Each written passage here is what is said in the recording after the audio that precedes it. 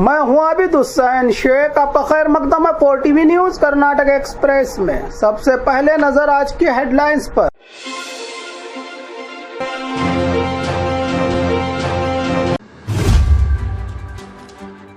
Karnataka police की cap टोपी बदलने पर सरकार कर रही है विचार। 5 बाघों की दर्दनाक मौत, जहर देकर मारने का शक। नौजवानों में दिल का दौरा पड़ने के मामला, तशवीशनाक हालात। बेइज्जती की जगह से ही खुददारी का सफर, दूसरों के लिए मिसाल बनी ट्रांसजेंडर। 2 करोड़ रुपयों की डकैती, फिल्मी अंदाज में हुई पूरी वारदात। 25 साल का दामाद 55 साल की सास के साथ फरार, नई दुल्हन की जिंदगी बर्बाद। गांव में खेती की जमीन पर टेक पार्क के खिलाफ किसानों का एहतजाज, प्रकाश राज का साथ। इंग्लिश टीचर पर स्टूडेंट के साथ सेक्सुअल हैरेसमेंट का संगीन इल्जाम। इंदिरा कैंटीन और विजय रथ टूरिस्ट बस की शुरुआत। अब खबरें विस्तार से। कर्नाटक पुलिस कैप टोपी बदलने पर सरकार कर रही है विचार। कर्नाटक सरकार पुलिस वालों की मौजूदा टोपी कैप को बदलने पर विचार कर रही है। इसी के तहत नए डिजाइन की टोपी पुलिस का प्रस्ताव तैयार किया गया है। गृह मंत्री जी परमेश्वर ने राज्य पुलिस हेडक्वार्टर में इन नए कैप्स का जायजा लिया, जिन्होंने अलग अलग राज्यों वाले पुलिस कैप को भी देखा ताकि सबसे अच्छा और बेहतर डिजाइन वाला पुलिस कैप कर्नाटका की पुलिस वालों के सर पर सजे। इस पर आखिरी फैसला लिया जा सकता है बहुत जल्द। राज्य के पुलिस विभाग में रही टोपियों को लेकर 5 बाघों की दर्दनाक मौत, जहर देकर मारने का शक। कर्नाटक के मशहूर चामराजनगर के मले महादेश्वर पहाड़ पर एक सनसनीखेज वारदात हुई है, जहां एक ही जगह 1 बाघ और 4 बच्चे मुर्दा पाए गए। शुरुआती जांच में पता चला है कि इन बाघों ने जहरीला गोश्त खाया था। अंदेशा है कि जहरीली गाय का गोश्त खाने से इनकी मौत हुई है। ये वारदात सिर्फ एक इत्तेफाक नहीं लगता, बल्कि इसके पीछे किसी बड़ी साजिश का शक जाहिर किया जा रहा है। मुकामी लोगों का कहना है कि जानबूझकर गाय को जहर देकर जंगल में छोड़ा गया ताकि बाघों को मारा जा सके। अधिकारियों ने इस वारदात को संगीन मामला मानकर तहकीकात शुरू कर दी है। फॉरेस्ट विभाग की टीमें स्पेशल स्क्वाड के साथ जांच में जुटी हैं, तो फॉरेस्ट मंत्री ने इंक्वायरी का हुक्म दिया है। जल्द ही गाय के मालिक का पता लगाने की कोशिश की जा रही है ताकि सच्चाई सामने आ सके कि यह साजिश है या हादसा। पर्यावरण प्रेमी इस मामले की आला सतह जांच और केंद्र सरकार को भी इस मामले में इन्वॉल्व होने की कर रही है मांग।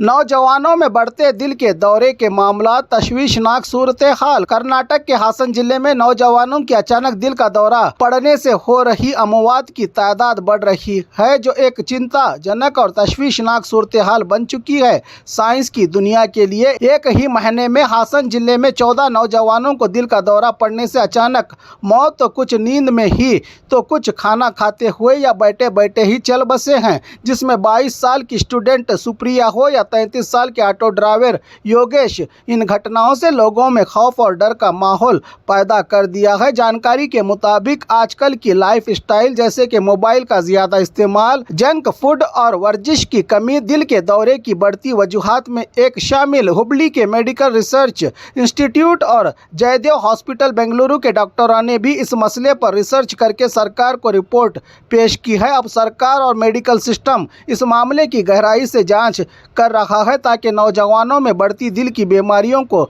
समझा और जल्द रोका जा सके। बेइज्जती की जगह से ही खुददारी का सफर, दूसरों के लिए मिसाल बनी ट्रांसजेंडर। मंगलुरु की ट्रांसजेंडर अनी की खुददारी का सफर, जिन ऑटो ड्राइवरों ने इसका मजाक उड़ाकर इसको ऑटो में बिठाने से ही कर दिया था इनकार, हर दिन बेइज्जत किया करते थे। ये ड्राइवर इसी दिन से अपनी इज्जत को हासिल करके स्वाभिमान की जिंदगी और खुद की खुददारी को साबित करके इसने ऑटो खरीदा। अब 4 ऑटो रिक्शा खरीदकर खुद दूसरों को रोजगार देना शुरू किया है। इस ट्रांसजेंडर ने जो बुजुर्गों और गर्भवती महिलाओं को मुफ्त ऑटो सर्विस देकर स्वाभिमान की जिंदगी जीते हुए दूसरों के लिए मिसाल, रोजगार और इंसानियत के जज्बे को बरकरार रखा है। अनी ने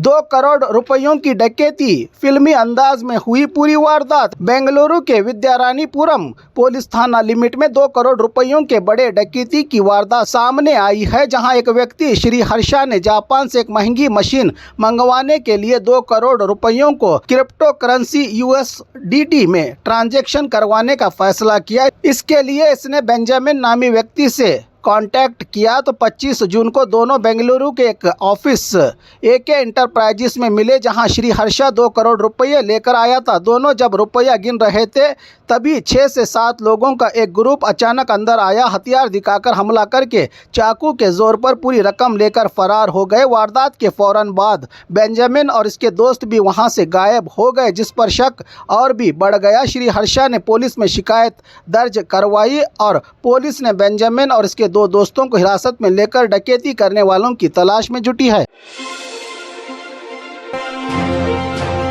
25 साल का दामाद 55 साल की सास के साथ फरार, नई दुल्हन की जिंदगी बर्बाद। दावणगेरे जिला मुद्देनहल्ली में एक हैरान करने वाला मामला, जहां 25 साल का दामाद गणेश अपनी 55 साल सास शांता के साथ फरार हो गया है। गणेश की शादी सिर्फ 2 महीने पहले ही हेमा नामी लड़की से हुई थी और शादी के 15 दिन बाद ही इसके सास के साथ नाजायज ताल्लुकात का पर्दाफाश। शांता नागराज की दूसरी बीवी है, जो पहले से ही एक बेटे और 2 बेटियों की सौतेली माँ। शांता ने 2 साल पहले ही गणेश को अपने घर बुलाकर और अपनी सौतेली बेटी हेमा से शादी करवा दी थी, जिसके बाद गणेश के साथ इसका पुराना अफेयर सामने आया, जब नई दुल्हन ने अपने शौहर गणेश के मोबाइल में अपनी ही सास के लिए गंदे मैसेज देके इसकी जानकारी बाप को दी, तो सच्चाई सामने आने के डर से दामाद सास के साथ फरार। शादी के लिए 10 लाख का कर्ज, सौतेली माँ का धोखा देकर पति को छीन कर ले जाने और अपनी जिंदगी बर्बाद होने का रोना रो रही है नई दुल्हन। गांव में खेती की जमीन पर टेक पार्क के खिलाफ किसानों का एहतजाज, प्रकाश राज का साथ। 13 देहातों के किसानों की जमीन पर टेक पार्क बनाने सरकार का प्लान, जिसके खिलाफ 80% किसान पिछले 3.5 साल से अपनी खेती की जमीन को बचाने कर रहे हैं एहतजाज। दिलचस्पी की बात यह है कि अब के CM जब अपोजिशन में थे तो वो खुद इन किसानों के एहतजाज में शामिल होकर अधिकार मिलते ही इस प्लान को रोकने का वादा किया था किसानों से, जबकि इस प्लान का फाइनल नोटिफिकेशन जारी हो चुका है। अब इसको डी नोटिफाई रद्द करने की मांग। 4 तारीख को CM से किसानों की मुलाकात। तब तक फिल्म एक्टर और सामाजिक कारकुन प्रकाश राज का किसानों के साथ बेंगलुरु के फ्रीडम पार्क में सरकार पर दबाव बरकरार रखने, मसले का हल निकल आने तक एहतजाज करने का वादा। CM से मुलाकात के बाद ही कोई हल निकल आने का भरोसा। इंग्लिश टीचर पर स्टूडेंट के साथ सेक्सुअल हरासमेंट का संगीन इल्जाम। गुलबर्गा जिला के एक सरकारी स्कूल में इंग्लिश के टीचर बसवराज द्याम पर एक स्टूडेंट के साथ फिजिकली और सेक्सुअल हरासमेंट करने का संगीन इल्जाम लगा है। शिकायत के मुताबिक टीचर ने स्टूडेंट को कंप्यूटर रूम में बुलाकर गंदी हरकतें और गंदे अल्फाज का इस्तेमाल किया। पहले भी इस छिछोरे टीचर को मैनेजमेंट की तरफ से वार्निंग देकर मामले को खत्म कर दिया गया था। अब एक और नया मामला, जिसका एक ऑडियो क्लिप भी सामने आया है, जिस पर पेरेंट्स और स्टूडेंट्स में टीचर और मैनेजमेंट के खिलाफ जबरदस्त गुस्सा। इस लफंगे टीचर को सजा देने की बजाय स्कूल से ट्रांसफर या कानून के हवाले कर देने की उठ रही है। FIR दर्ज होने के बाद आवाज तो स्कूल मैनेजमेंट अपने स्कूल की बदनामी के डर से भी डर रहा है कार्रवाई करने को लेकर। इंदिरा कैंटीन और विजय रथ टूरिस्ट बस की शुरुआत। डॉक्टर MB पाटिल बीजापुर के सेंट्रल बस स्टैंड में कई दिनों का इंतजार। मजदूर और यात्रियों की आसानी के लिए इंदिरा कैंटीन की शुरुआत। नाश्ता और खाने की सहूलत, जिससे काम करने वाले मजदूर और यहां आने वाले यात्रियों को पेट भरकर कम कीमत में खाने की सर्विस की शुरुआत। तो वहीं ऐतिहासिक नगरी बीजापुर के प्रसिद्ध ऐतिहासिक स्मारकों के दर्शन के लिए एक दिन का सरकारी बस पैकेज के साथ एडवांस बुकिंग के लिए खोले गए हैं बस स्टैंड में काउंटर। बीजापुर शहर के अलावा देश विदेश के यात्री भी गाइड के साथ आसान और सुरक्षित एक ही पैकेज दिन भर ऐतिहासिक नगरी का कर सकते हैं दीदार। इसका भरपूर फायदा उठाएं जनता, कहा जिला इंचार्ज मंत्री डॉक्टर एमबी पाटिल ने। इस मौके पर नागटान मतक्षेत्र के एमएलए विठल कटकदोंड, अब्दुल हमीद मुशरीफ, जिला एसपी लक्ष्मण निम्बर्गी, पालिका कमिश्नर विजय मक्कल की, जिला कलेक्टर टी भूबालन रहे मौजूद।